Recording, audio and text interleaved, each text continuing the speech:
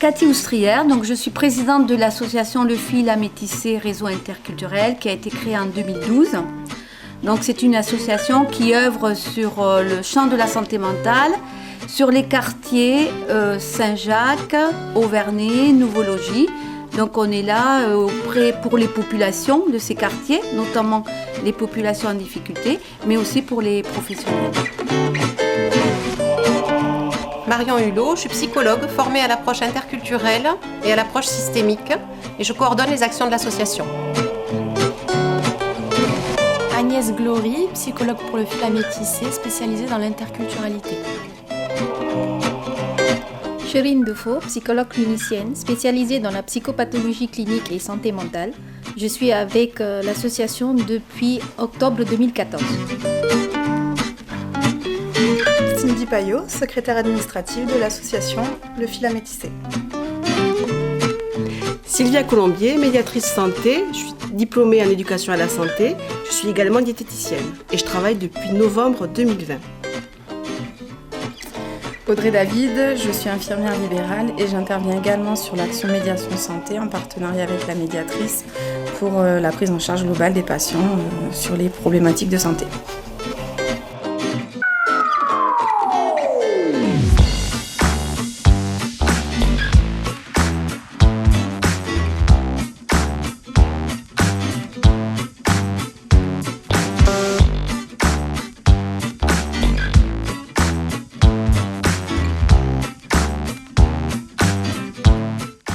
Je suis Blandine Saliès, enseignante à l'école maternelle La Miranda depuis septembre 2018 et depuis mon arrivée dans l'école, je travaille en partenariat étroit avec l'association Le Fil à Métisser, donc notamment au travers de 3 actions. Les consultations psychologiques, donc vers lesquelles il m'arrive d'orienter des mamans ou bien des enfants pour lesquels j'aurais identifié des troubles ou des choses qui m'interpellent au niveau du développement. Ensuite, la deuxième action, donc, ce sont les groupes de parole, un qui concerne les troubles de la séparation et un autre qui concerne les enfants porteurs de troubles ou en situation de handicap. Donc pareil, je peux orienter des enfants, des mamans vers ces groupes de parole pour qu'elles puissent échanger sur ces questions-là. Et enfin, le lieu d'accueil enfants-parents avec lequel je travaille, notamment pour préparer l'entrée à l'école des enfants qui sont suivis dans cette structure. Et pour moi, le fil à métisser, c'est quelque chose de très important ici à Saint-Jacques parce qu'on peut bien se confier. Déjà pour nous, aller à l'extérieur, c'est compliqué. Donc là, on les connaît il y a très longtemps, on peut bien s'exprimer avec elles, ils nous comprennent, ils nous donnent leur numéro de téléphone, on peut les appeler à n'importe quelle heure, ils répondent présentes. Même pour nous aussi, s'exprimer et tout, c'est difficile de se confier à quelqu'un qu'on ne connaît pas. Et même à travers le Covid, quand les SOS médecins ne voulaient pas passer, qu'ils avaient très peur, même encore aujourd'hui, les SOS ne veulent pas passer dans le quartier. C'est très compliqué pour nous. Et là, on a vraiment Audrey qui travaille avec le fil à métisser. Que même pour moi-même, que j'avais le Covid à la maison, c'était elle qui se déplaçait pour nous contrôler. S'il fallait passer jusqu'à 10h du soir, elle était là jusqu'à 10h du soir. Donc, c'est vraiment un beau travail qu'ils font. Ils ont aidé pas mal de monde ici, que ce soit pour les grands ou les petits, ça sert vraiment à quelque chose. Vous vivez avec nous dans le quartier. Et je ne pense pas qu'une autre psychologue loin du quartier Saint-Jacques pourra nous comprendre comme vous nous comprenez.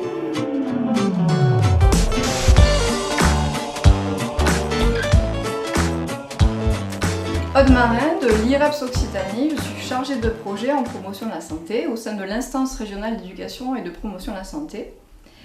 Pour moi, le fil à métisser en quelques mots, c'est professionnalisme, expertise et partenariat.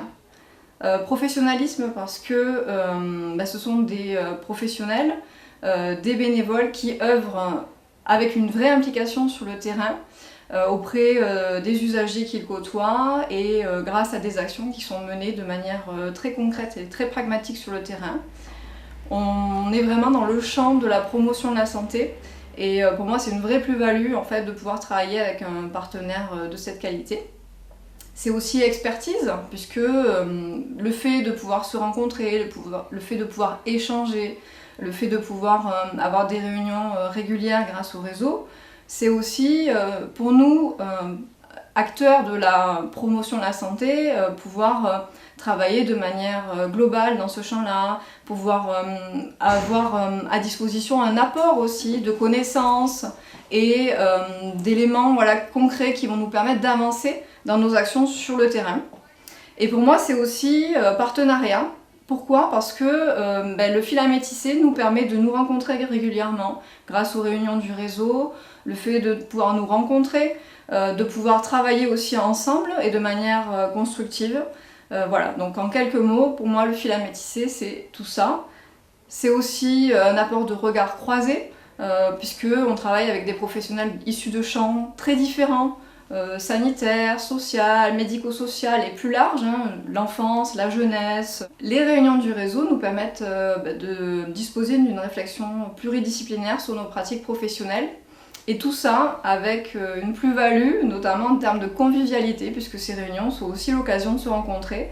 Et de se rencontrer en cultivant cette bienveillance les uns envers les autres, cette interconnaissance, et tout ça dans l'heure de temps organisé d'échanges qui nous permettent aussi d'être des temps conviviaux. Je m'appelle Marie Médus, je suis médecin au SMIT, service maladies infectieuses à l'hôpital de Perpignan. Quand l'épidémie de coronavirus a débuté en mars 2020, on s'est vite rendu compte que la majorité des cas venaient des quartiers gitans, et notamment beaucoup d'hospitalisations, y compris en réanimation, de personnes plutôt jeunes par rapport à ce qui se voyait ailleurs. Et voilà. C'est comme ça que nous avons cherché comment faire pour faire passer des messages de prévention et améliorer la réponse et aider les familles des personnes qui étaient hospitalisées, vu que personne ne pouvait entrer dans l'hôpital.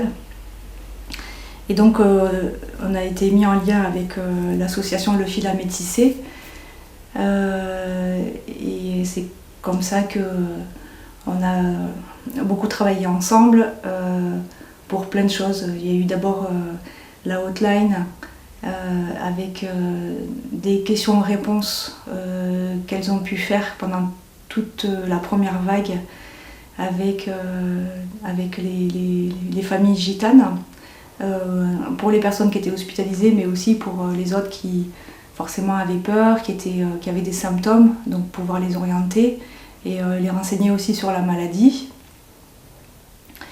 Et d'autre part, aider les personnes qui étaient hospitalisées, pouvoir rassurer les familles, donner des nouvelles aux familles, étant donné qu'ils n'avaient pas la possibilité de venir dans les services pour prendre des nouvelles.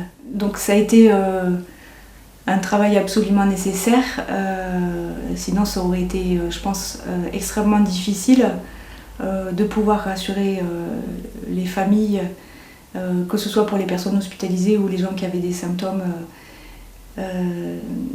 dans les quartiers, et aussi adapter les messages de prévention avec une association qui travaille déjà en place depuis longtemps et qui les connaît bien.